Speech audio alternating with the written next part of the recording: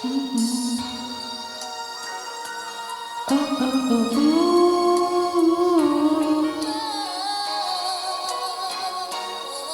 no, no. Is that Chris? Oh, spreading my lust all over town. Gonna make love to you, girl. Gonna make love, make love. Wanna have no children with ya. Gonna stick it inside ya. Spreading my seed all over town tonight. Can we get much higher? Oh, girl, you fly up. Yeah. Take you to the sky, yeah. Hanging with your sire. Ooh, nigga. Always a good way to end it. That was pretty good. I think if we actually recorded some lyrics and actually had good voices, that would be pretty sick. I think so. I think, yeah, actually, we will make an album one day. Yeah, totally. Don't you worry about that. Yeah, it's going to be called the Slave Project. It's going to be called Don't Call Me By My Slave Name. Yeah, definitely. I'll be going by Vicente on the album. Kind of like how Charlie Sheen, that's not really his name. I'm going to go by Joe X Akimbo. Yeah, Muhammad Al X Malcolm. Amdullah. Speaking of African Americans, Elon Musk. Well, I think there's bigger things you got to talk about first. The state of the pod, really. Yeah, well, it's been 2 weeks.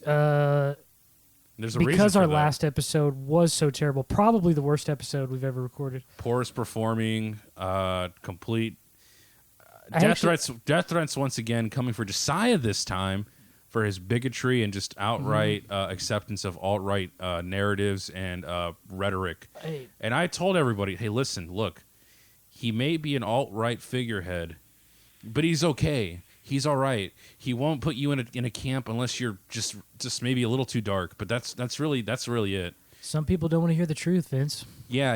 I mean, look, They're scared of it. I understand that, and I don't necessarily agree with all the things you say, but I just think maybe we can grant you a little benefit of the doubt here. Maybe next time, just listen. Look, all I'm saying is take a look at black crime statistics, all right?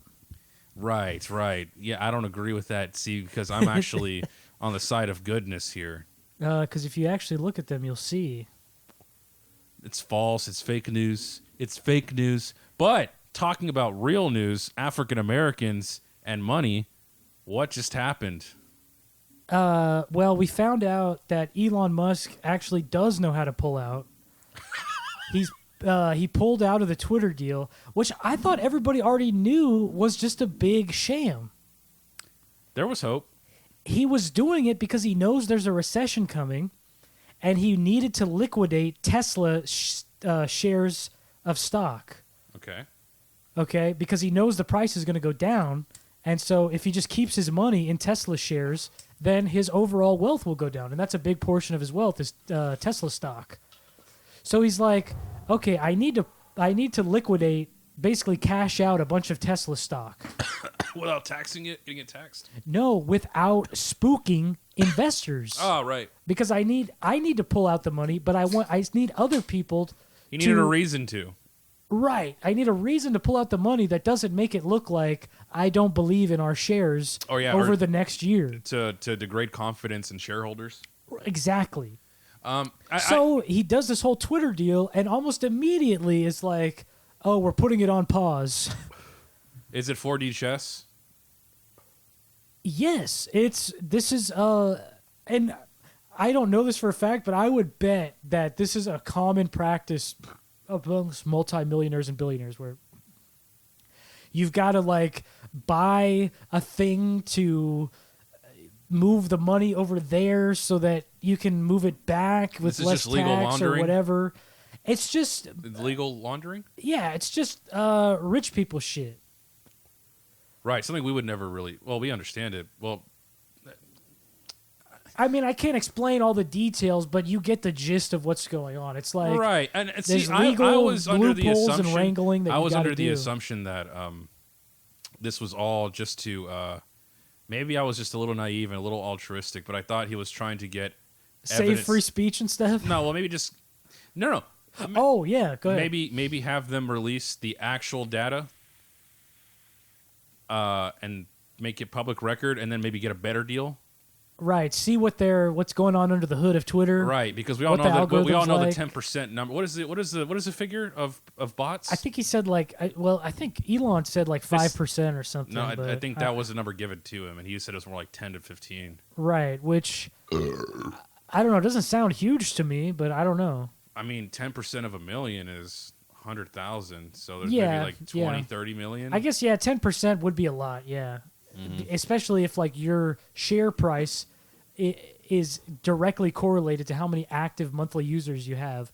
And now Right. you're saying, 10% of that is fake.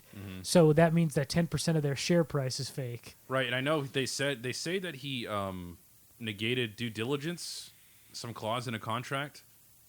I'm not entirely sure what that means, but I don't think that means he can get fucked over in any way. You know what I mean? It's like, oh, I waived my due diligence, so we can fuck you over in any way we want. I don't think that's what it means. Well, I think that's people are conflating it to mean that. Due Like, diligence before getting into the Twitter deal? I think so. Yeah. Like when contracts are being signed. But I mean, I don't think you could. Well, I mean, that seems weird. Like Twitter has to turn all their books over if you're thinking about buying them. You know what I mean? But there was stories about Twitter employees purging shit from their servers. Well, no. But here's the thing. So maybe he did want information and couldn't find it. You know what I mean? Well, that's like if you're buying a car, right? It's like, okay, I want all the specs. I want all the Carfax or whatever. I want the data of every person who's driven this car, how many wrecks it's been in. It's like, even if you don't buy the car, you still have the right to know what you're trying to buy. And they could say no and not sell, but obviously they felt the need to turn over whatever information they did because they were indeed willing to sell. No, they didn't have to. They could have just said no. But they would be That's true. But they would be neglecting fiduciary responsibilities, which I think would get them sued. Right, they could be sued if So they they're were kind of shareholders fucked were either gonna make way. money. Yeah. Damn. I mean, Twitter, I think, is kind of a sham in terms of like a company. Yeah. It's just full of glut, bots. I think it's like Netflix, where they don't actually they don't really do spend anything. they don't spend the money that they're making into the product. They just acquire new debt to expand the product into like more countries. This is what Netflix does. They just get a bunch of new debt in order to expand into new countries and stuff. And hope that it would pay off in the 5-10 year. I don't know, but as long as their share prices keeps going up, then that's like a signal to them to just keep doing what they're doing. You know what I mean? Or it's like, okay, well, people have enough confidence in what we're doing to it's invest in weird? us, so we're going to keep doing it. I don't really know. The thing about Netflix is it used to just be, the appeal of it was just the infrastructure. A non-cable. Yeah, it was like a platform. Yeah, a non-cable entity with the shows that were acquired by purchasing the rights for a certain time frame. And that's where you watched your shows. You weren't watching anything that Netflix provided. They were just facilitating all this content for you at a reasonable price. You know, because before they were basically Blockbuster Online. That's all they were. Yeah, you'd be like, I want this movie that was made by somebody else. I remember people saying like, oh, Disney movies, they take a long time to hit Netflix streaming or whatever. And now they don't. Well, now they've got their own. And well, they created this new model, but I don't even know if it's actually financially viable. So let's talk about the evolution of Netflix for a bit. So they go from basically being an online mail-in blockbuster DVDs to acquiring shows on a streaming service online. Yeah, to streaming But other now- people's content. What's different? Okay, so now you have to realize, with rising competitors, Hulu, Disney Plus, HBO Max, Peacock, I guess, Paramount, I guess. So is the money to be made the original content now? That's what's basically. It's like consoles essentially, right? Because there's cross-platform, like everything. You know what I mean? Right, the money is really in the games now and the IP. Yeah. They're losing money on the actual hardware. Yeah, definitely. So they're in-house developers. That's their have money to create makers. a product. Yeah, that people want to use. But that makes more sense to me than what Netflix is doing because they just make. Let's be honest, they just make hot garbage. They make garbage a lot, yeah, just a ton of garbage. They just base their games make sense because that actually has a monetization model that's ongoing and more interactive. You know what I mean? There's more monetization opportunities there. But with streaming now, like if you're producing content to sell to streamers or to license to streamers, that kind of makes sense, and that's kind of what Sony's moving into now, where I think they have contracts with either Netflix and or Amazon, maybe both. So becoming like a studio. Yeah, basically to become like an arm of Netflix, whoever's paying the most, yeah, and produce content strictly for them.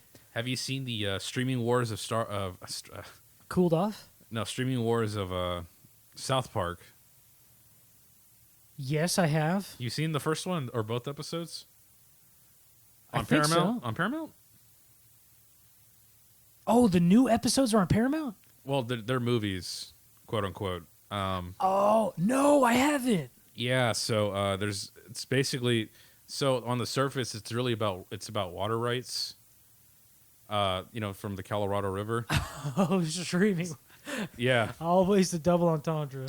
Yeah, and then they basically become essentially a streaming service, and where you're pay a subscription fee for water. Essentially. Oh no. So awesome. The government comes in and says, "Hey, we'll pay you for whatever water allotments you don't use, and you can sell it." You know what I mean? Because they're farmers. Randy. So. Oh, okay. They need like an indicator or a marker to prove that that's the amount of water that's reaching another area. And so they just start making fucking sailboats, and they become. It's basically a story of them. It's like, okay, we'll make the content, quote unquote, for whoever pays us the most for any streaming service. So that's basically what Sony's gonna do. Yeah, which that actually makes sense because then you're making money ongoing. Regardless, yeah. Yeah, just for licensing without providing any infrastructure. Right, you're basically just doing what they do now, but for streaming services instead of movie theaters. But yes, it's like even more stable than movie studios that put movies in theaters because it's like you either the trailers look good and people want to go see it and you make most of your money in those like first 2 weekends. Or if you're already on that streaming service, you basically get it for free. Well, that's the part of where streaming doesn't make sense because in order for you to grow, in order for you to make more money, you need more subscribers constantly. Right. And that's where the growth comes from. But there's only so many people that will subscribe. You already have like a flat rate of individuals already purchasing your product. Right. So if you kept all those people, you still have to make new content for them. You know what I mean? Even if they were like, if it was a year-long contract and it's like all our users that are on right now, we're going to have them for the next year. You still have to you still have to spend money. But it works though. I mean, the fact for some reason Netflix is somewhat profitable to some degree from having Adam Sandler on the platform because they signed a contract. Because those movies always perform extremely well. There's a built-in audience, but it doesn't actually do Netflix any good if they're making content that you don't think they get a small bump of subscribers? Or like people are like, oh yeah, this new Adam Sandler movie is really good. They're like, oh, I haven't checked it out. I guess I'll check it out now. This is like the second movie he's done. That's what I'm saying. It's only only in the new users that you get per content per series produced or movie or whatever. You know what I mean? That's the only place that you're actually making money. I think they need. So if you're just making content for your current subscribers, you're not going to actually make any more money, and then that's when you need to go into another country to start getting new subscribers there, or you start reducing the cost of your current productions if you think that your subscribers are going to stay the same. That's the problem. Netflix. I've said this, dude. I'm like.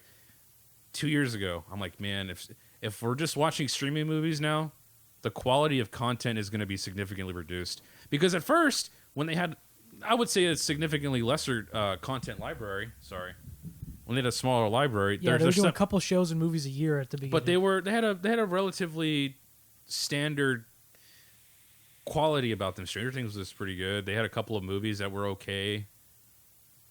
I think most of their movies are pretty bad. They had House of Cards was their first big hit. House of Cards. Right. So what I'm saying is, maybe Bright? I think, I mean, I didn't like it, but I mean, it looked like a Hollywood movie. You know, their movies now, like, dude, they're paying big money. You have to, you really have to do a deep dive into the Netflix library, dude. I watched a movie the other day just for shits and gigs. It was like a horror movie, and it was so Netflix original. It was so fucking bad. It looked like a sci-fi original. It looked, you know what I'm talking about? You ever seen those sci-fi, like Sharknado? Oh, yeah. That's like shitty green screen and stuff. That's the quality I'm talking about. And it's like, there's just like this overwhelming glut of just pure garbage, dude. Like maybe, I'm being generous here, 2% of Netflix's content is watchable. That's generous, yeah. They have Seinfeld, but that's not an original. They had to pay money to stream it. I mean, for just every show that you can name that's on Netflix, there's like 36 shows that are shit that you've never heard of. Right. You know what I mean? Well, like, they had the rights for Breaking Bad for a long time, right? They still do? Oh, yeah? Do they still? I think so, yeah. I think so. And Better Call Saul. And Better Call Saul? Not the current season of Better Call Saul. But what is that on? AMC Plus or something, probably. What the fuck, dude? Am I going to AMC Plus? You know, I'm sure they've got one. So, that being said, the Daily Wire, everyone's favorite conservative podcast. Dude, they got JP on Shapiro Plus. That was Shapiro Plus. Yeah. A Schmeckle Plus. For $9.99 Schmeckles, 10 Schmeckles a month. Every look. It's conservatism coming back, dude. I mean, hey, they've had a lot of big wins here. I mean, you've got Death Santis doing good. They want to run him as Prez, unless Trump. Well, Trump wants to run, right? I mean, that's why he's doing all the rallies and stuff, huh? I think he's taking advantage of the momentum he's getting. Because I don't think he's going out there doing rallies so that he can, governor, so that he can in other states. No, so that he can kind of unofficially inaugurate his successor. No, oh, you're talking about Trump. Trump, yeah, yeah. You know, and if it comes down to Trump and DeSantis, I mean, Trump is gonna. I think he's got a bigger national. Fan base. I said the same thing when it was Trump Biden. I was like, "There's no way people are going to vote for Biden. There's no way." I underestimated the power of hatred. You underestimated the power of that cabal. Oh, the Hunter Biden laptop and the... No, remember there was that news article? There was that article in like New York Times or something that was like... Yeah, the shadow campaign? Oh, yeah. There was a huge network. They literally called it a cabal of like campaign workers and people that were all wanted to get Trump out. Yeah. Well... Just kind of putting it out there in the open, like. But see, that doesn't so suspicious. That doesn't scare me at all because it's on print, and nobody's really interacting with the New York Times on Twitter or Facebook. What I'm scared of is New York Times is pretty popular actually. They have followers, but they have no interactions. They get no retweets. They get no comments. They get no likes, because all their articles are behind a paid wall. Oh, okay. Yeah, I remember people sometimes come down and be like, "Oh, Facebook is promoting conservative. Look at all these popular conservative Facebook pages." There's like 3 of them. And it's like, yeah, that's just because like left-wing news sites are just there are a dime a dozen. 10 times as many of them. Yeah. Versus like right-wing like independent or like semi-independent. There's like 4 outfits. And there's like 30 or 40 or 50 left-wing I mean, what are we talking about here? Like major news sites? I mean, look, if we were going to split it down the middle, and let's say everything was 50-50, do you really not think that, let's say that there's like 80 million Americans and 40 of them are watching left-wing news sites and then 40 million are watching right. And there's only 4 of these, so they're going to get like 10 million each as opposed to like 40 being distributed between 30 to 40 different companies. Exactly. And so it's just, like, the math checks out, my friend. Yeah, it's just there's less slices. You're cutting the pie into less slices on the conservative side of social media. That's a big contributing factor. But maybe the didn't you know, Vince, the right wingers are more susceptible to fake news. That's why the conservative pages are more popular. Yes. Because all of the rubes. Yeah, they're too dumb to understand the fucking normies. What they're hitting like on. Dude, I always see education being thrown at the political opposition like all the time. It's so funny to see. Education? Yeah, level of education. Like, oh, look at these college dropouts or people who didn't even graduate high school. Oh, yeah. I'm like, who are you attacking here? It doesn't really. It's just like the amount of reverence. Well, yeah, there's so many like, levels to it. Like, first of all, degrees don't mean shit. It doesn't mean that you know any more than anybody else. Second of all, you're probably in debt versus you're probably in way more debt than someone who didn't go to college. And you're asking them to fucking foot the bill. Yeah. Third of all, if you are so smart, then why do you sound like a dumbass saying this shit? I know. Like, it's not a smart guy. That's not a smart man argument. Yeah, you instantly sound dumb when you're shitting on dumb people. I know. It's just not a smart person thing to do. It isn't. Like, so just that's something I would do. You automatically sound exactly. That's something we do. Us uneducated rubes. Now, speaking of smart people, Elon, what do you think of this tactic? Like, if you're a billionaire, the seed spreading. If you're a billionaire, yeah, you're one of the richest people on earth. You think you're pretty smart, and you are probably most likely do have a higher IQ than probably most people. Yeah. Why not spread your seed around? Have as many kids with as many smart and interesting women as you can, and one of them, or at least a few of them, will probably be pretty successful, and maybe even your heir to the Tesla empire. You see, poor people have it right when they have unprotected sex and spread their seed like 30 to 40 times, and have like 9-10 kids. Well, how does that help anybody? They at least perpetuate their DNA. I guess, and plus, yeah, there's a generational increase in IQ, so they're slightly better off than their predecessors. They'll be slightly smarter. Yeah, slightly smarter and probably make slightly more money. See, like you have to, it's kind of like the lottery. You got to be in it to win it. So, like, if you have a kid and he's like maybe 10% smarter than you and maybe like 5% wealthier than you, and he has a kid, chances are he'll probably be like 5% wealthier and 5% more intellectually inclined. So, like, even if, like, you're fucking dirt poor, if your kid maybe makes it, their kid will make it a little bit more, and eventually your seed will... It's basically evolution happening, like, right in front of your eyes. If your genes are strong enough to survive. Right. And that's what scares me about not having kids. Yeah. Because then it's like, man, there's an unbroken chain of genes from literally the beginning of time all the way down to me, and if you don't have kids, then it just stops at you, and your lineage. Well, no, you mean your brothers had kids, that's true. But your individual genetic material will forever cease to exist. But I guess it's never really a 1-to-1 replica anyway. Yeah, that's true. But it is a part of you, like you alone. Right, a unique part of me that's going into the future. Right, maybe, yeah, like 60% of you, or whatever number. Well, 50-50, I mean, it's half your wife. Yeah, sure, yeah. Too. But at least half of you, at least. Right. But, I mean, in reality, I think, like, your legacy is more about... It's about... Is it more mimetic? The people that you...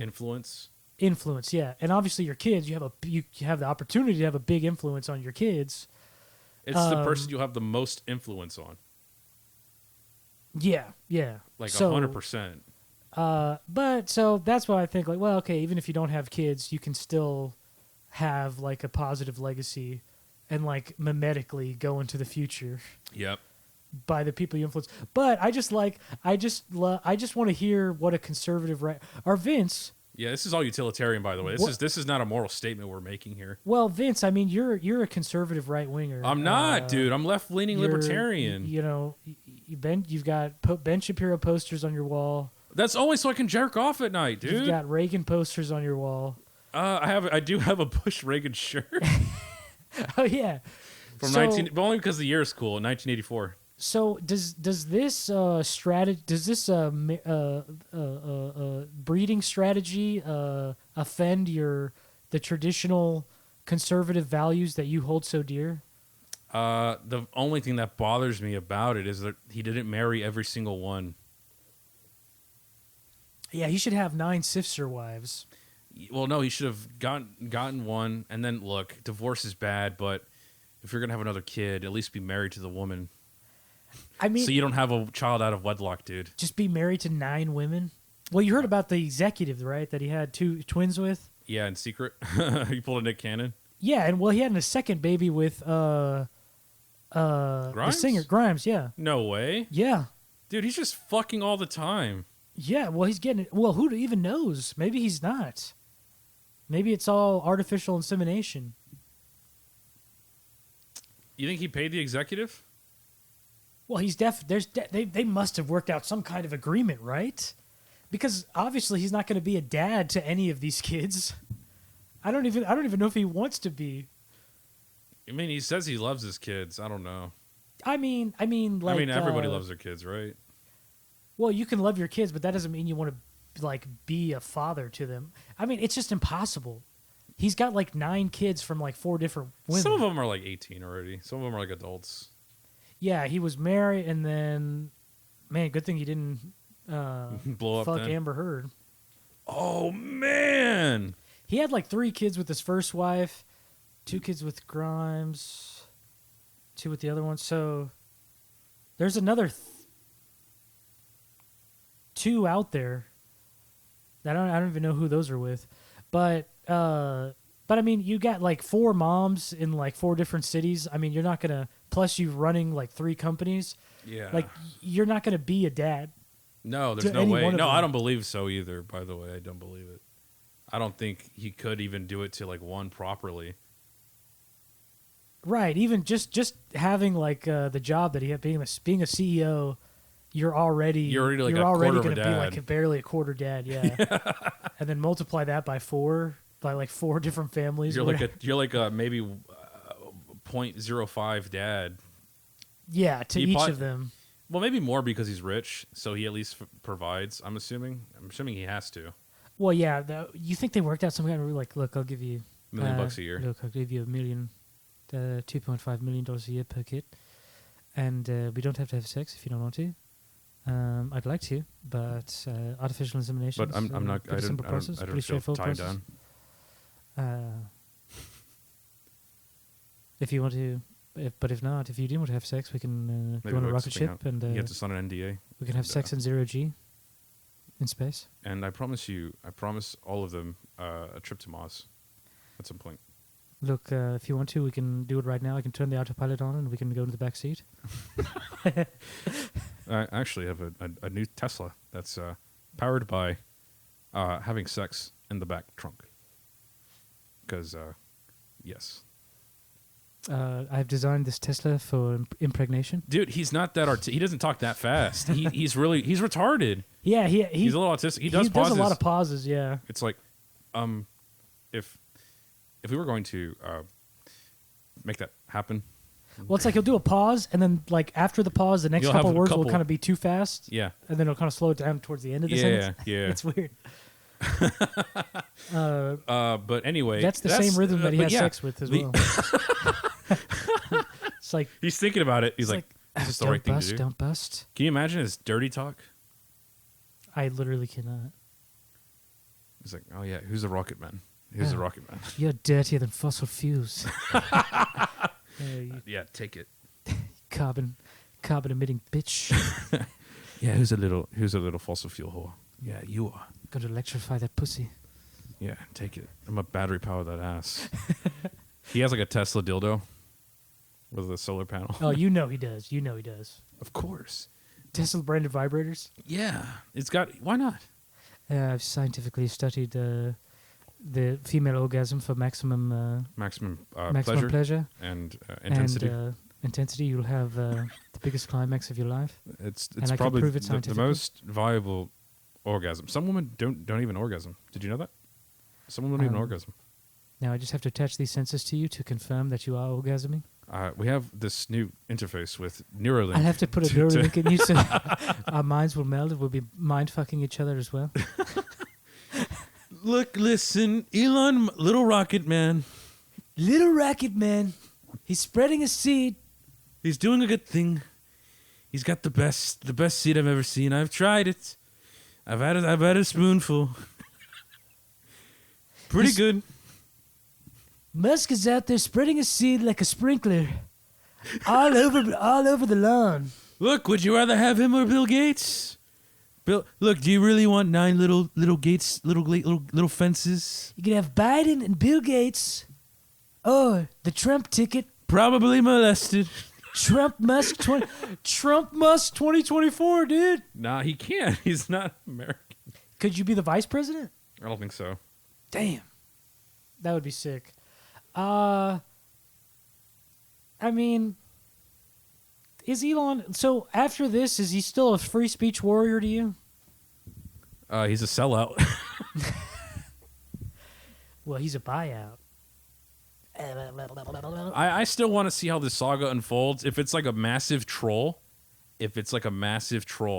and all it was to release the actual bot usage on Twitter and to expose throttling of political discourse, I think nothing happens, though. Nothing's going to happen. Mm-hmm.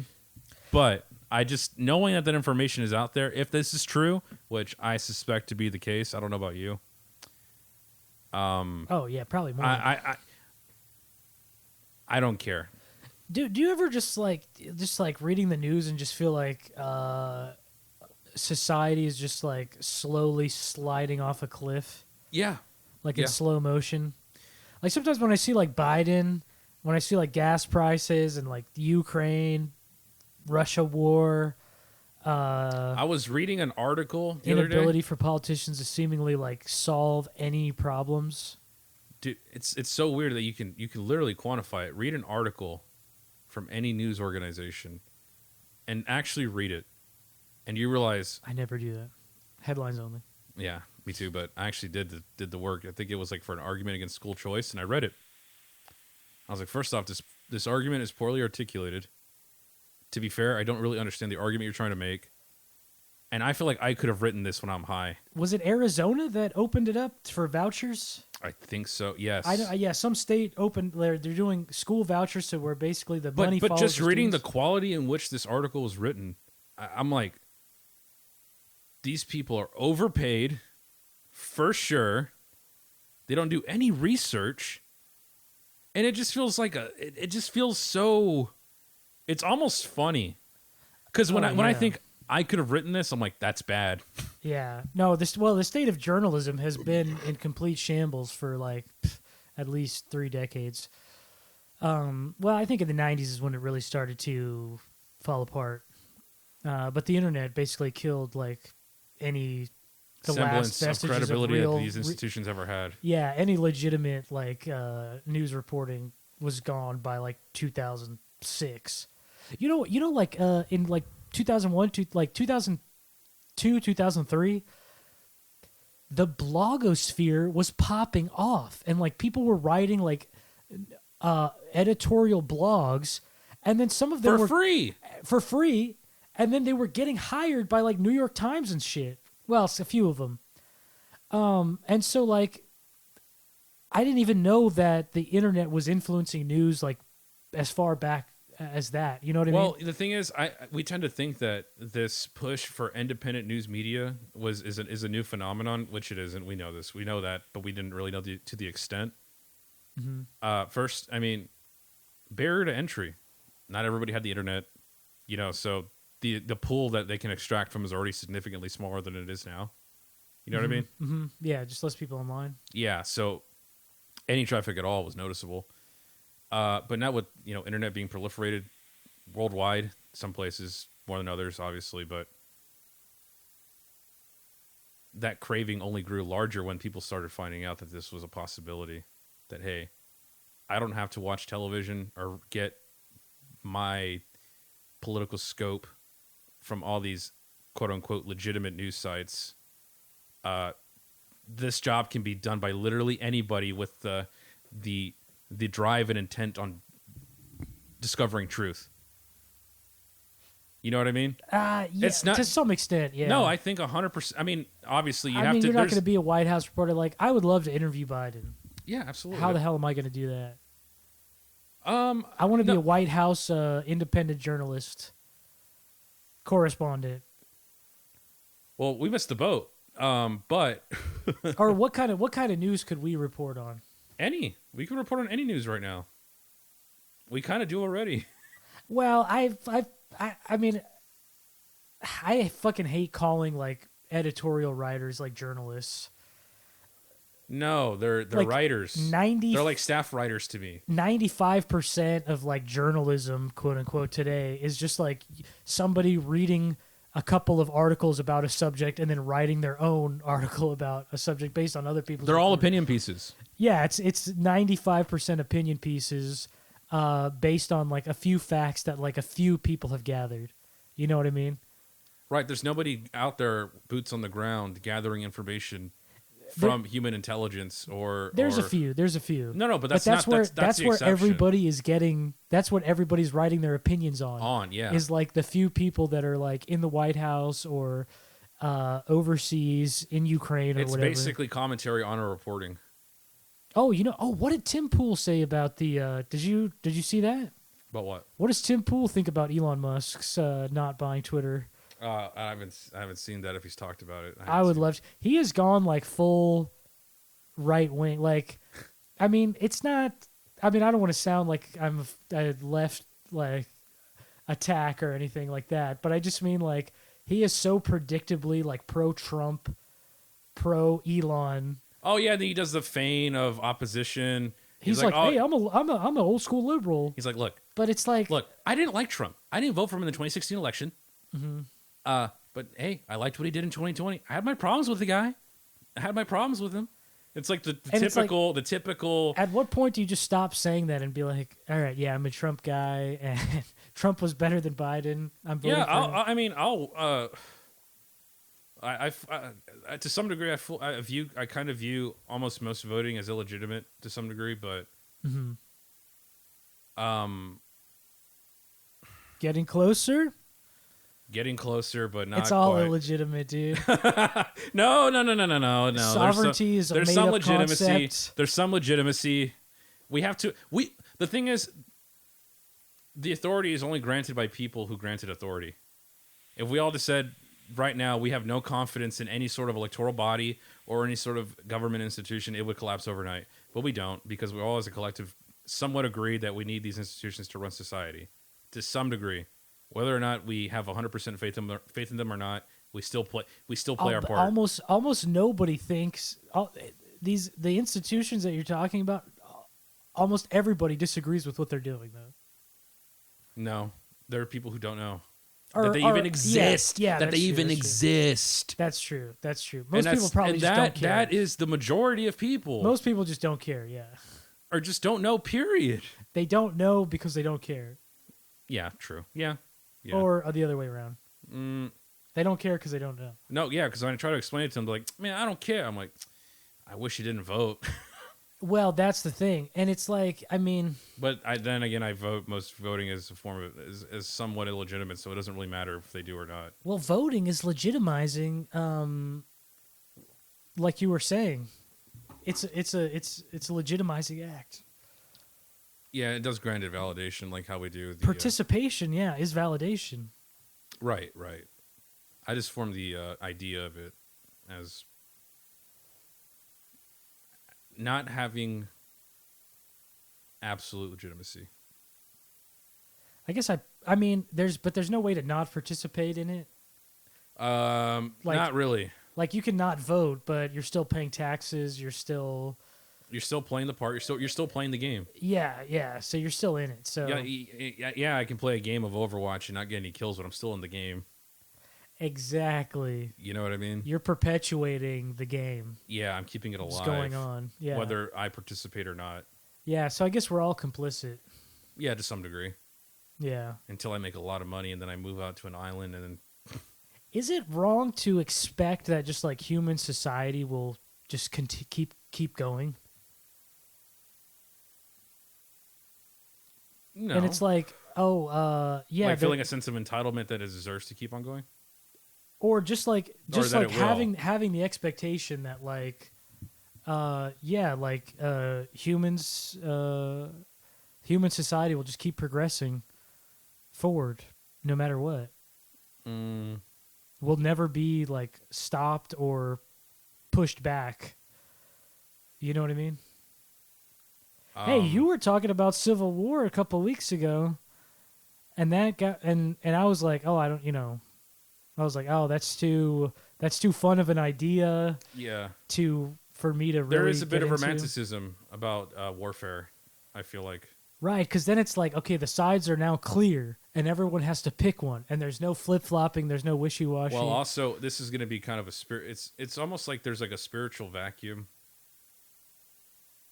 that's ready to be filled by anything, and political ideology, and now that gender, it's all been brought up to the surface, and people have become more aware.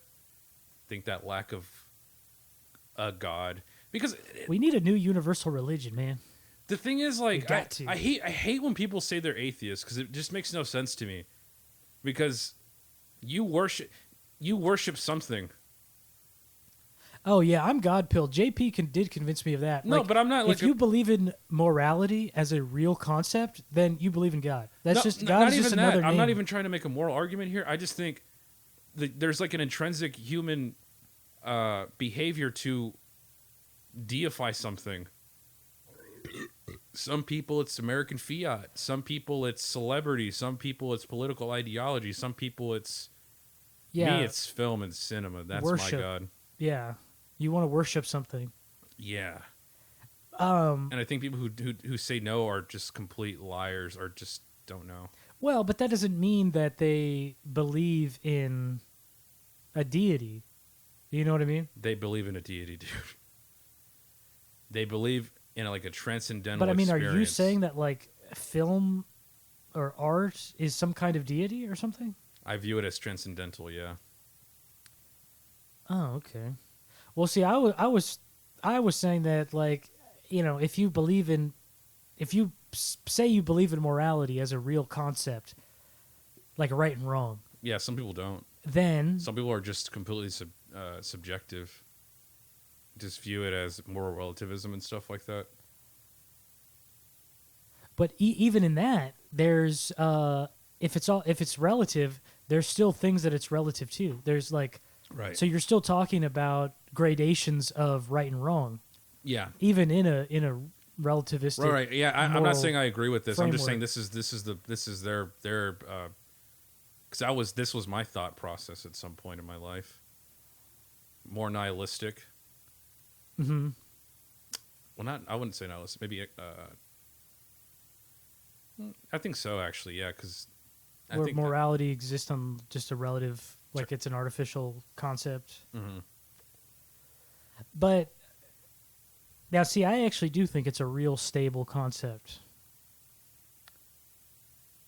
You have to believe it is in order for it to. Yeah, in order for any kind of moral conversation to make sense. Yeah. All questions of right and wrong are questions about the nature of God. And see, and the thing is, that's where the conversation ceases to exist for these different. See, because if we both have a different understanding of morality as a concept, we can never really come to terms with anything on anything. Like abortion is a prime example of it. And it's so funny that people think that people who are pro-life are inherently religious. I'm like, in a sense, yeah. There is pro-life atheists out there. Right. Or agnostics, at least. Like you. I wouldn't say I'm 100% pro-life, though. I believe in exceptions. You're getting there. I feel like in a couple weeks. No, I believe in exceptions. I mean, I know, but I still view it as morally wrong. Yeah. Right. That's why they lost. Why? That's why the pro-choicers lost. Why? When they went from safe, legal, rare to, oh no, it shouldn't be rare. Oh, anytime, They anywhere. lost the rare part and was just like, oh no, you should be proud of it. Oh yeah. It's a good thing. Biting off more than you can chew. Yeah, it's like Asking for too nobody's much down at for that. once. Everybody knows that, like, it's kind of a sketchy moral. It's Conundrum. Yeah. I just hate when people like. That's why I like to push pro-choicers on the post-birth abortion thing. You have to. Because just conceptually, like, it's all the arguments for abortions still make sense a year after it's born, like 6 months after it's born. If you follow that moral framework, yes, it does. Yeah, a lot of the arguments still work, but no, it's not a good thing. It's not a position you want women to be in, and that should be the position of all pro-choicers. They are. I mean, they do. They always say that it's a very difficult thing for a woman to have to grapple with, and it's like, okay, we can agree Why? on, and yeah, and you ask why. That's what the pro-lifers say. Well, why? Why is it so difficult? Why is it hard? No, but that's a good question to ask. I mean, it's like Because we're in a moral gray area. That's why. yeah. So even here, if you view it completely subjectively, morality comes into play. It does, absolutely, 100%. It has to. And I know Pro-choicers will never win people over unless they concede that point. some do actually, and they're Yeah, I guess there's people militants out there that are no, they militantly pro. see. I saw like this person of like relative YouTube prominence say like, "I'll never understand the pro-life argument."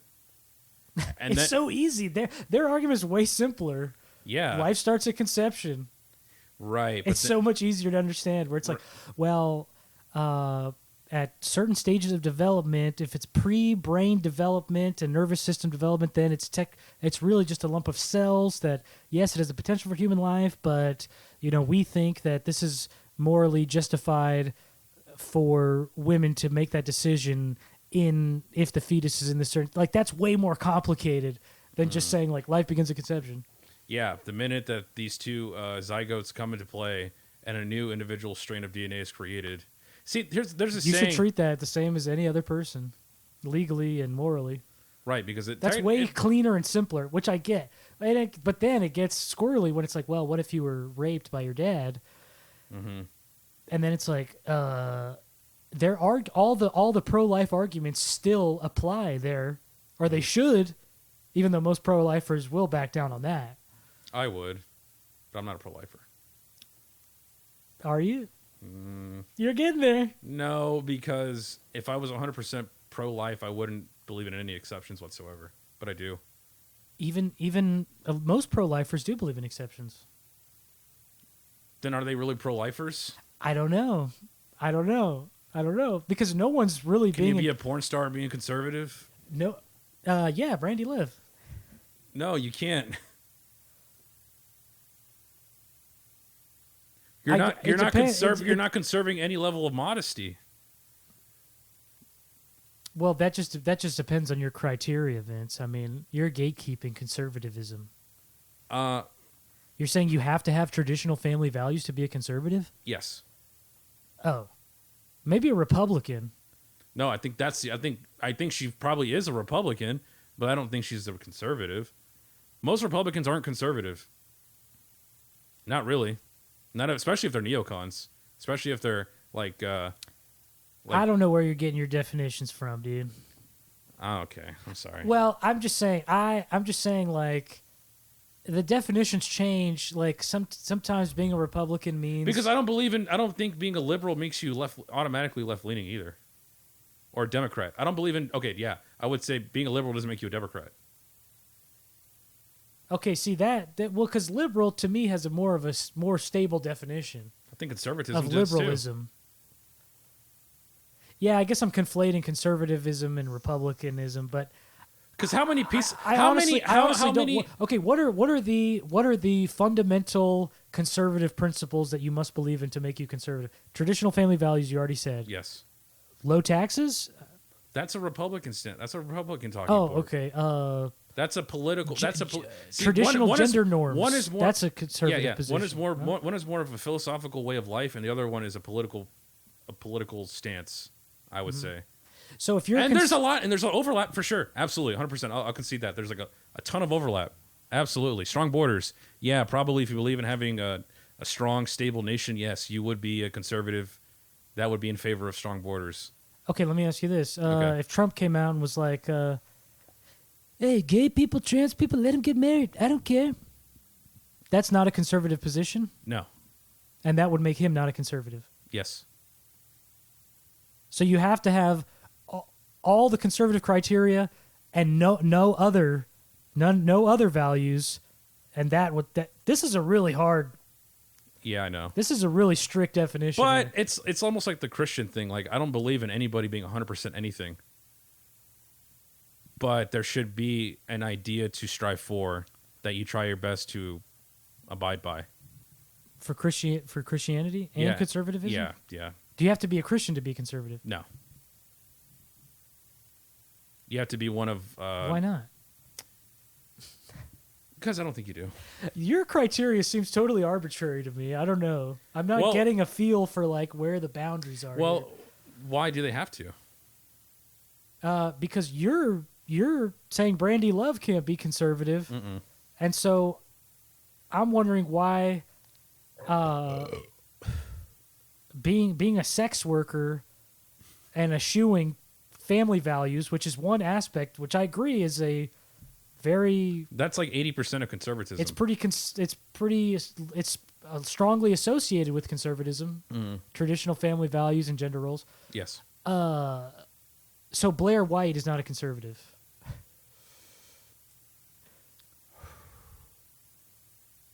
Blair White...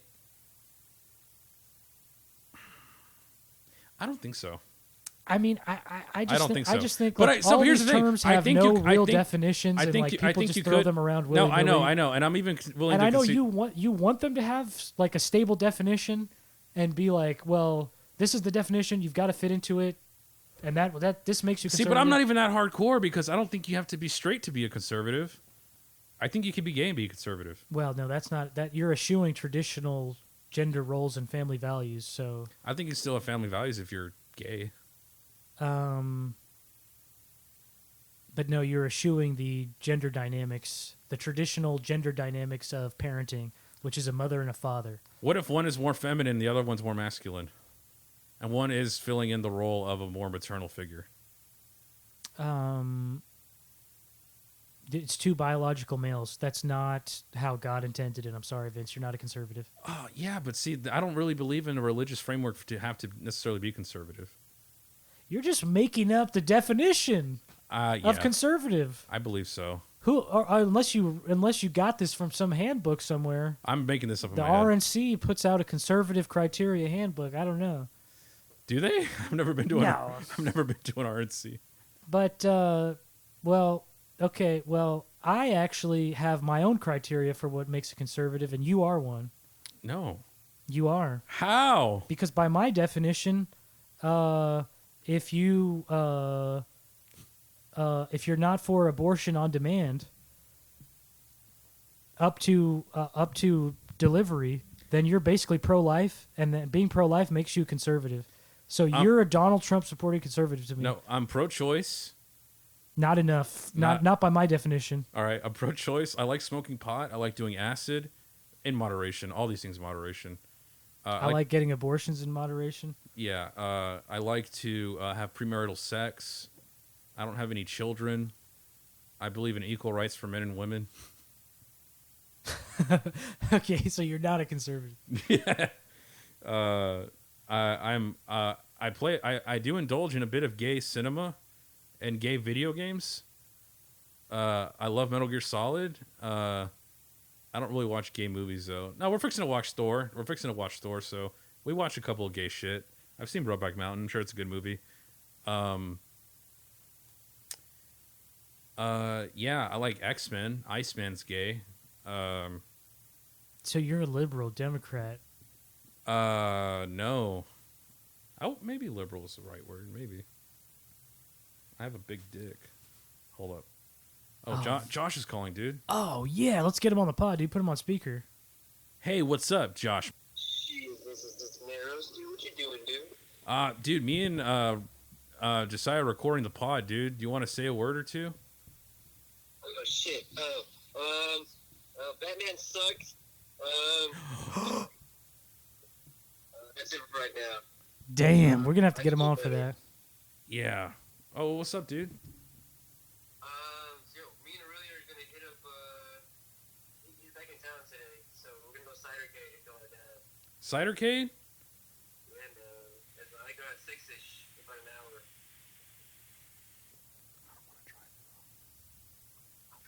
Yeah, we're down.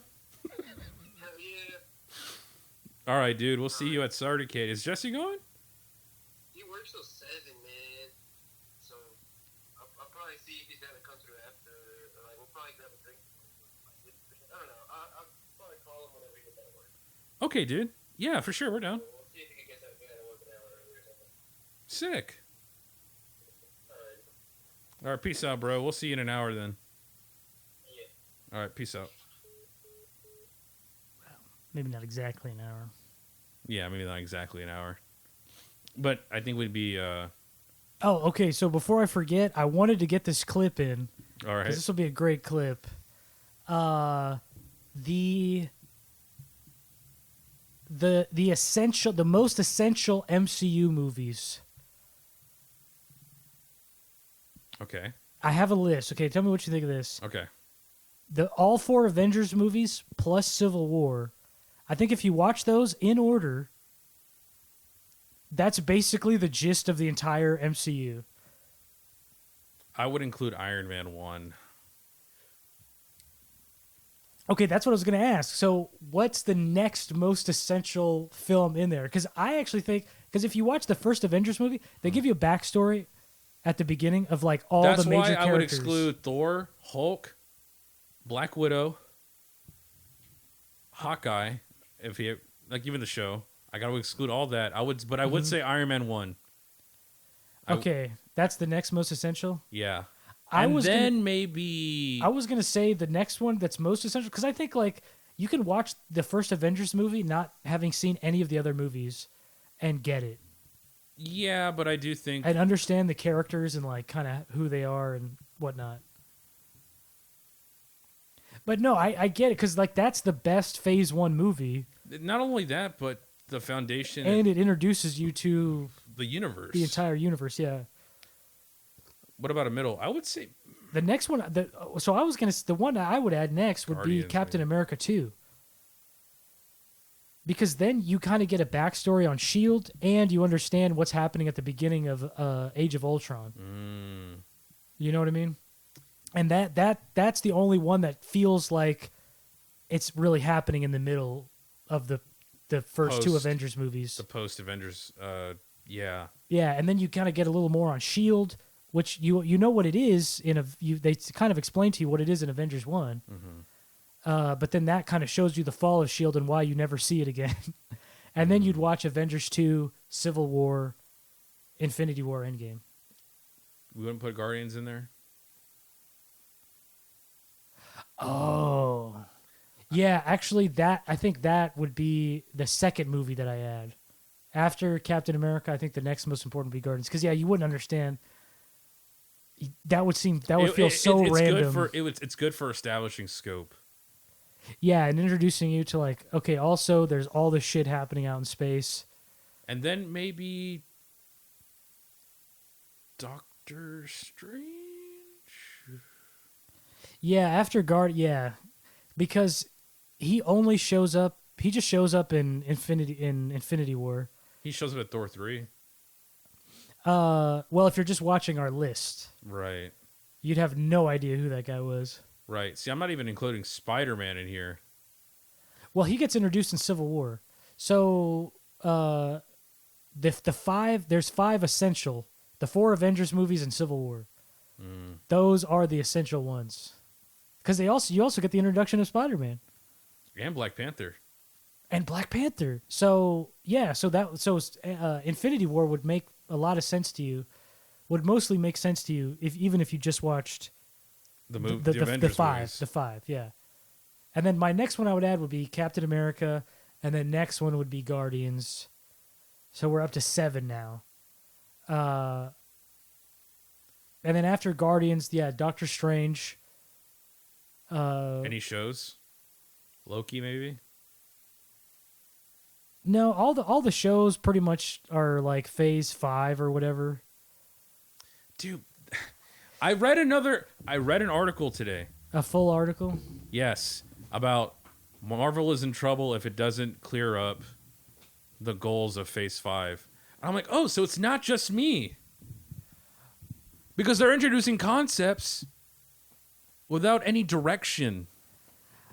I get that, but like Guardians happened, they introduced space, and like that didn't immediately tie into. No, I but guess you had the Thanos Infinity in Stones. there. The Infinity Stones.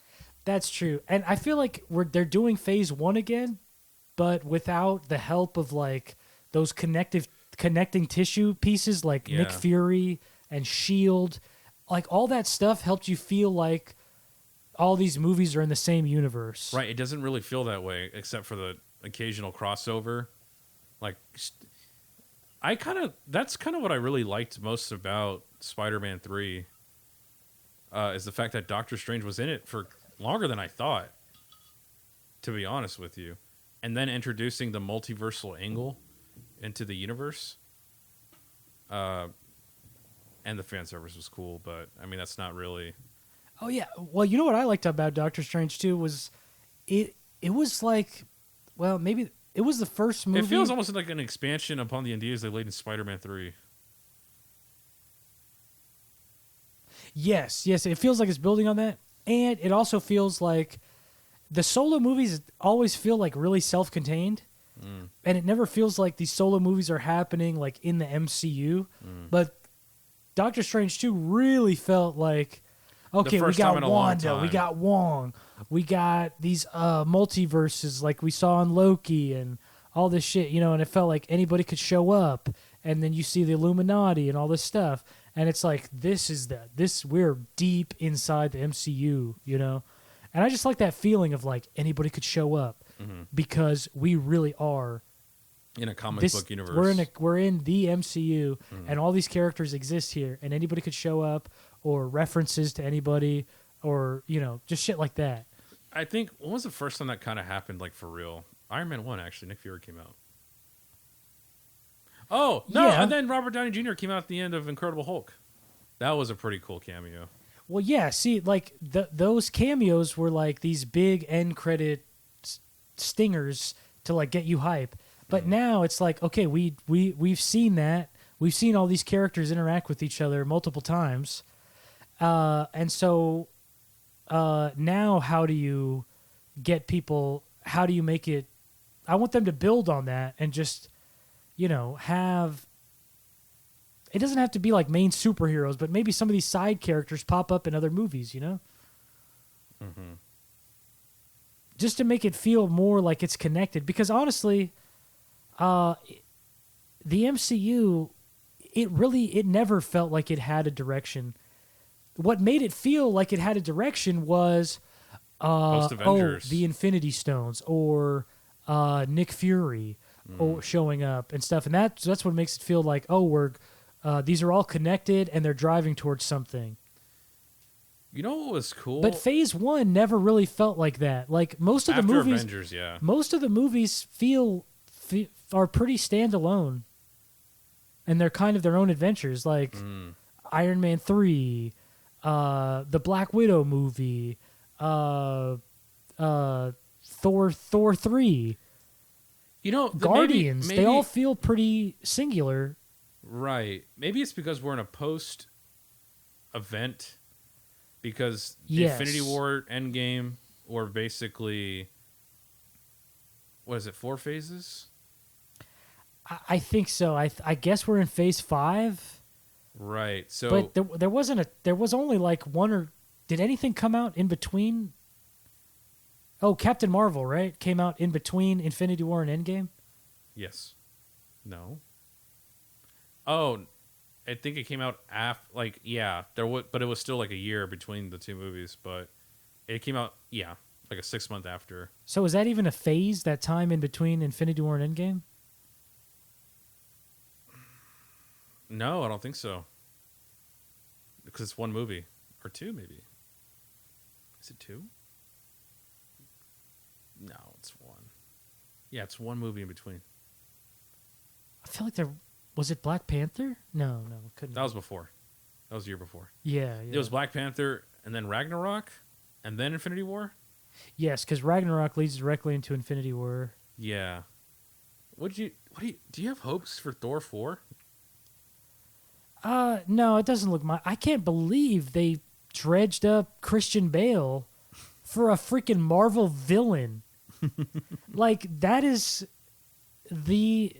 such a cheap role. I guess they've got the money to pay for it.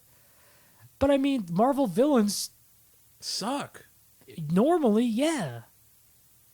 9 out of 10 times. Who are the top 3 Marvel villains? Loki, Thanos.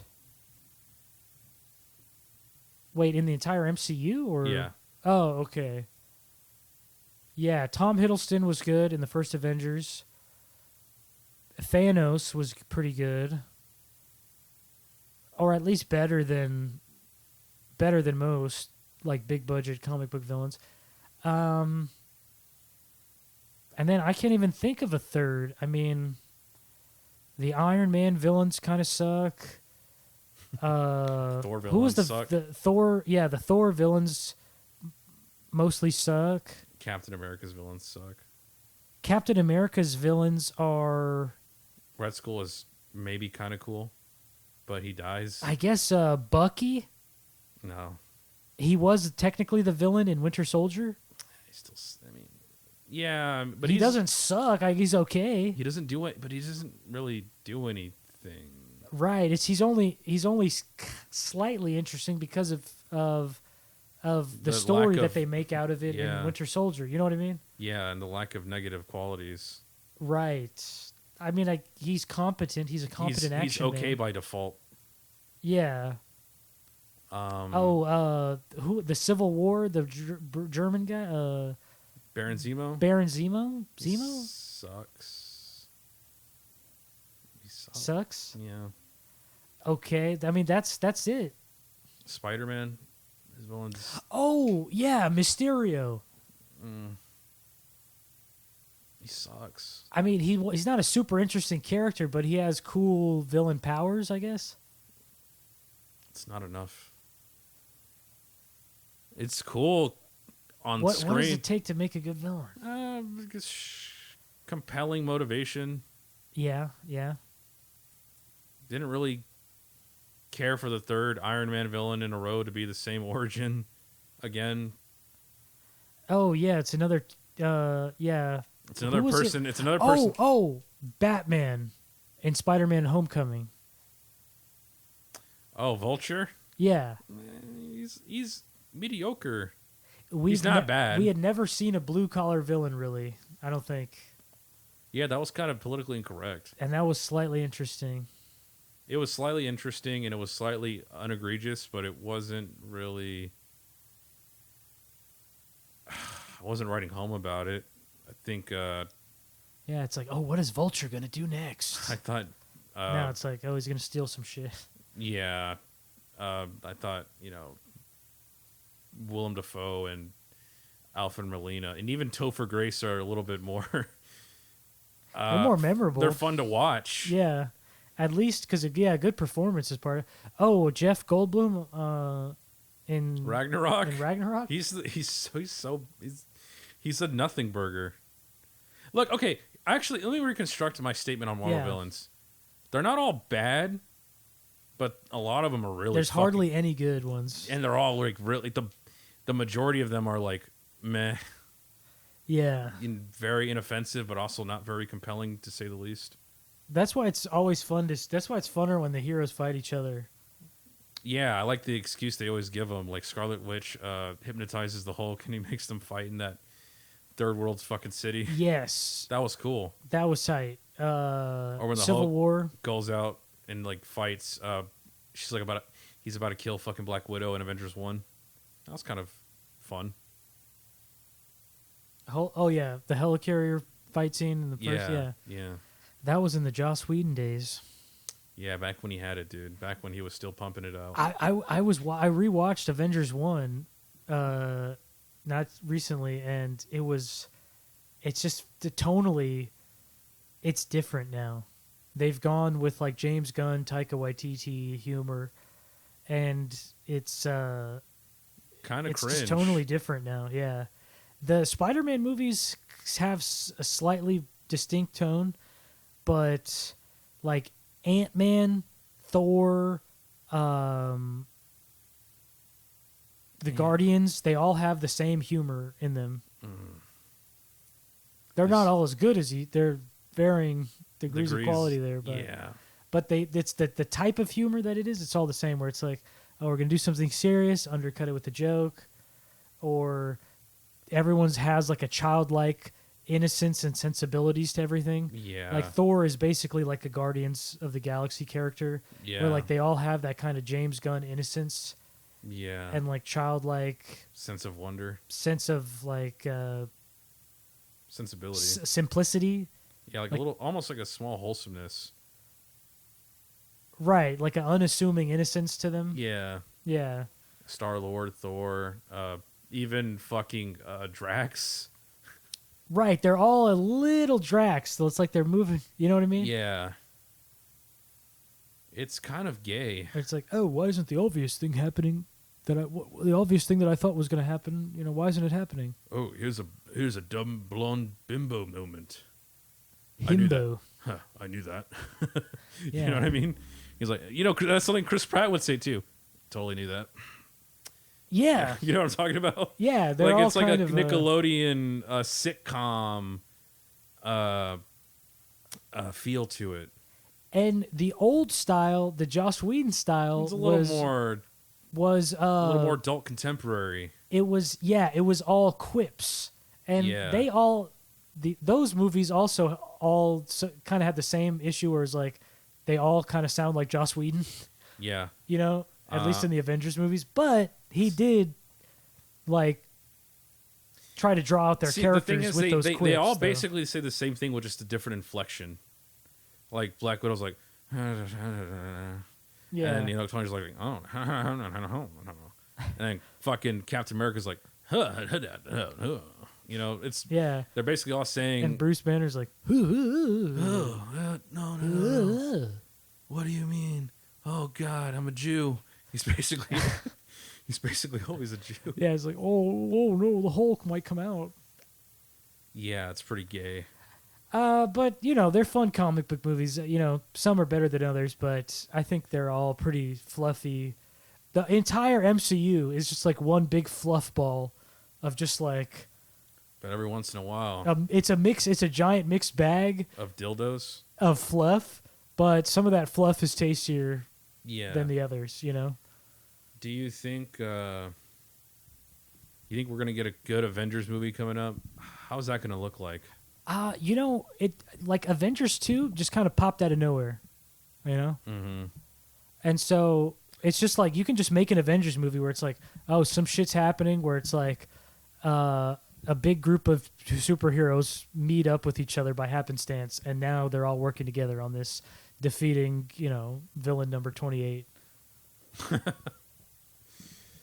Oh, man. That's what Avengers 2 was. It's like, oh, they're all working together on this thing. Do you think that's maybe why it didn't do so well, is the fact that it felt more like a DLC than a good, fully fledged film? At No, least, I just at think least they- I think just- narratively. I just think they were trying to do too much because I do want to. I would love to see. That's the only movie that it ever happens in where it's like the Avengers are already together and they're doing shit. But Civil War, kind of the same thing. Just the fact that it's called a Captain America movie. Are they together at the beginning? Yeah. Oh, right. They are. But it's more like Captain America and like his sidekick. I don't know. It didn't feel like He's with Scarlet Witch and Black Widow he and fights, Falcon. Yeah, and he fights Crossbones and Yeah, so it was like a little mini thing, and you assume that it was like, mostly a Captain America movie in like the first act. in the background. I guess the other Avengers are saving out there doing superhero shit too, right? Maybe. You assume that like, oh, okay, yeah, the other Avengers. But to me, are that still felt out there. like the real Avengers 3 to me. Yes, yeah. You know what I mean? Mm-hmm. And then Infinity War feels like Avengers 4. Yeah, Because that, I mean, if and anything, Endgame just that, feels like part 2. yeah. Yeah, it does. It's like just Infinity War part 2. That's what it was originally called. Yeah. Oh, yeah. That is how they announced it. That's crazy. But all I'm saying is, like, I would like to see another movie where, at the beginning, most of the main cast are out there, they're together, and they're avenging or whatever, and then some shit happens, and it's not like we've got to get the band back together. We're already a unit. You know what I mean? Yeah. Right. I would like to right. do that again. That may be what's happening at the end of Phase 5. I feel like maybe at the end of the next Avengers movie, they'll be like, all right, now this is our new team. And then the next one will be like, okay, we're already a team. You Dude, know what I mean? so what if, okay, crazy idea. You can say I'm stupid if you want.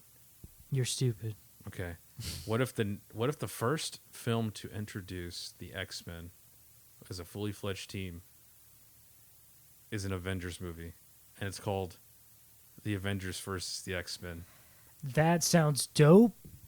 I don't know how that's possible. Why not? They can introduce like some characters, like maybe someone's Secret War. That They'd will have to- basically be. They Oh might. yeah, if they do Secret Wars and then It'll basically somehow be an Avengers movie. the X-Men get dumped into Some, not all. And then, okay. basically the sequel to Secret War, Avengers versus the X-Men. Then you see the full X-Men squad. I'm thinking that's like the Civil War Part 2. Part 3, really, because I think Secret Wars will be like Part 2. Okay, that would be sick. And then, okay, because I'm You thinking think they're doing Avengers Secret Wars? Uh-huh. Yeah. And then the next Avengers. Well, there's got to be a shitload of movies in between there, right? Exactly. That's why I think they're like, I don't think in like, if, okay, let's just say hypothetically speaking that some X-Men are pulled into the Secret Wars. I don't think you're going to see Wolverine. I don't think you're going to see Professor X. I think you'll see like one somewhat prominent X-Men, and then like a second will be like a lesser known one that they pull out of their ass that has like a, Like maybe Cyclops and Jubilee or something. not even Cyclops. I'm thinking maybe like Iceman and Colossus maybe. No, not Colossus, because they're both kind of somewhat prominent. Maybe like Iceman and what's his name? Havoc? No, I'm thinking like a really Toad? Nightcrawler? No, those are ballers. They're big ballers in the X-Men. Mm-hmm. I guess I don't know that many X-Men. Is there one called like Banshee or something? Yes. He was Thinking in maybe- First Class. Yeah, maybe they get him in there. He's not that big. Yeah. Havoc's not that big. I mean, he's Cyclops' brother, but Yeah, but no one knows that. I don't even know that. that sounds sick. I would watch that. Do you think they should do that for Secret Wars? Well, now Introduce that I'm a few- thinking about it, it's going to be a different Avengers. Right, It's going to be a totally different lineup of Avengers. Who's going to be Doctor Strange, Spider-Man, maybe Thor? Maybe one of the Miss Marvels. Kamala Khan? Yeah, I think Thor. Dude, she doesn't have any star power, dude. She doesn't. Yeah, it's the lowest rated show. No one cares. Like, is anybody going to watch the Miss Marvel? Well, she's going to be a part of the Marvels. Right. But is there ever going to be a Kamala Khan solo movie? Not in my lifetime. I don't think so, unless like that's like it's unless like she gets really popular from being in the movie, and everyone's like, "Give us the Kamala Khan movie." And then maybe we do get one. It's like, do you think we're getting a Moon Knight movie? I don't think so. You think we're going to get a Hawkeye movie? No, definitely There's just not. some characters that don't get their own movie. Yeah. You know what I mean? Maybe you make a show out of them. I mean, is Hawkeye getting a season 2? I doubt it. It was pretty boring. What about Falcon and Winter Soldier? It's going to be a new show because it's going to be called Captain America and Winter Soldier. He's getting a Captain. There's Captain America 4 coming. They just picked the director. Yeah, he sucks. Yeah, he made some movie that sounded like a Redbox movie or something. Yeah, he's not that good. He doesn't really have anything under his belt. Yeah. So but I don't know. These directors just they're just basically just puppets. Yeah. Most of them. Mm-hmm. There's a Marvel writers room that'll just hand him a script. Yeah. And then the VFX. Are you enthused at all about Captain America 4? I'm just curious to see what they do with him. You think Bucky will be in it? Yeah, he might. I think he's going to be a sidekick. He was in the show. Yeah, basically, yeah. You think Bucky will overtake the mantle? If they kill Falcon? You think they will? If they keep the characters around long enough. Because, like, they're keeping Thor around because, like, I guess they still have shit they want to do with him. But, that's... You think Thor will be on the way out soon? Yeah, I'm sure, yeah. Like when? Like maybe in the next Avengers movie he dies. Or we've got Lady Thor. But he doesn't have any prospects outside the MCU. Chris Hemsworth? Yeah, no. Well, yeah, nobody has really been able to sustain a franchise outside of the MCU once you're inside. Chris Evans, no. We'll see what happens to Chris Evans now that he's out, even though everybody knows he's going to come back eventually. What is the latest movie he did? Another franchise? Flop. Knives Out? No, Lightyear. Oh, Lightyear, yeah. I don't think that was because of him. He can't. Partially, yeah. I mean, if anything, he probably helped the movie a little bit. Well, if they got Tim Allen, the last Toy Story made like like $1 billion. Toy Story 4? Damn. Mm-hmm. Damn. Lightyear should have been way more popular than. Yeah, it's only made like 200 mil. Damn. I was thinking it would break They should have got Tim Allen. I think it would have been I feel better, like that would have just been like, oh, maybe this is a Toy Story movie and potentially gotten Toy Story fans out. You know what I mean? Yeah, totally. I would have seen it. I would have been more inclined to see it, I think. Yeah. But he does sound a bit older now, but I guess if you're willing to throw out it's the window. It's a different continuity buzz. Yeah, I know. That's the justification for Chris Evans, but I just don't. To me, the voice is like integral to the character almost. Right. It's one of the most memorable parts of him, and recognizable too. Yeah, because they even kind of fucked him over in Toy Story 4 quite a bit. And they change up his animation. He looks a little different in the Lightyear movie, and he's got a completely different voice. So it's like two things that's like disconnecting you from Toy Story. Right. Deviations away. And so I feel like, yeah, if they had got Tim Allen or maybe called it Toy Story Buzz Lightyear or something, I don't know. Mm-hmm. Or a Toy Story story. A Toy Story story, yeah. then it would have made $1 billion. Or more than 200. Buzz, a Toy Story story. Buzz Lightyear, a Toy Story story. It's like the Han Solo thing. Right. It's kind of like the character doesn't really feel the same if it's not that accurate. Well, not only that, but it's like the last appearance of this character wasn't really interesting or enthralling. And then you make a solo movie of this one character, then the last time we saw him wasn't really that interesting or cool. So we already, you know what I mean? Because I remember we saw Toy Story 4 in the theaters, and I liked it. I thought it was good, but I thought 3 was the best way you could have ended the series. Yeah, that just felt like such a finale. Yeah, and this just felt like an add-on. This felt like a opening the book just to close it again. You know what I mean? Yeah, because they kind of have a sentimental ending too. Right, but it's not nearly as impactful, I think, as the ending of Toy Story 3. Regardless, I feel like Buzz Lightyear, I was like, he's in this movie? I forgot he was in this movie. You know what I mean? Oh, yeah, yeah. I mean, well, there's only so many places you can take these toy characters, you know? Right, and that's also a symptom of them doing it too much. Oh, they just need to make a spin-off with somebody else in a different set of toys, like more modern toys.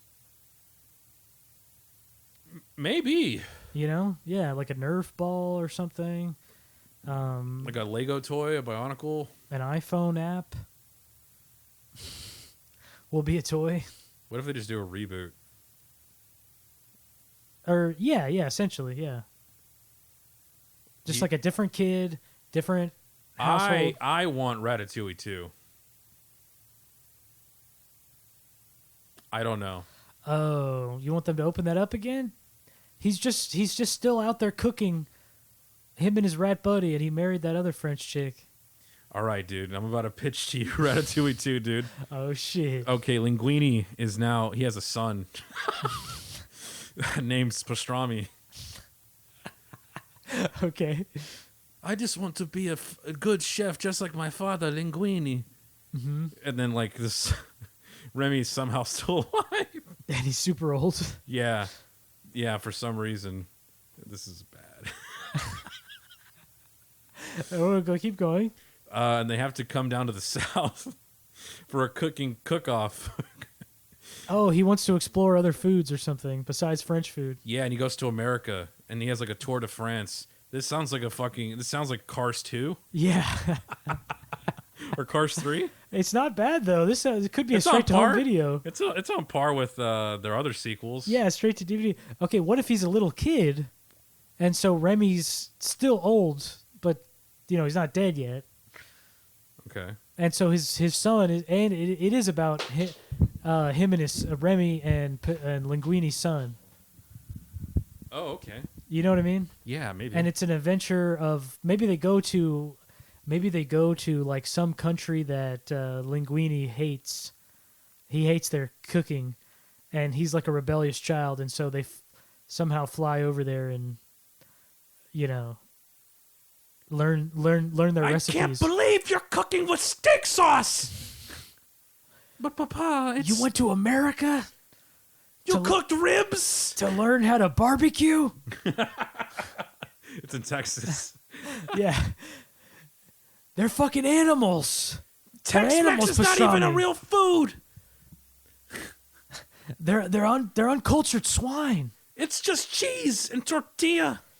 They put their swine in a blender. There's more bread than meat. Yeah, I They think have no class, no culture, no style. maybe there has to be an adversary chef. Maybe it's a big fat Texan dude. He's like, oh, your old boy over here thinks he can cook shrimp, huh? Yeah, You a little tomater. You little fancy fucking faggoty chef from France. I'll fuck you. All right, we're at an hour and a half. I've got to pee really bad. All right. So I think I'm going to say I think we should say our final fuck yous. Final thoughts. Yeah. Okay, go ahead. I've got to pee really bad. All So be kind and Just go piss, dude. All right. Bye, everybody. End the recording while you're still up, dude. There you go. Yeah.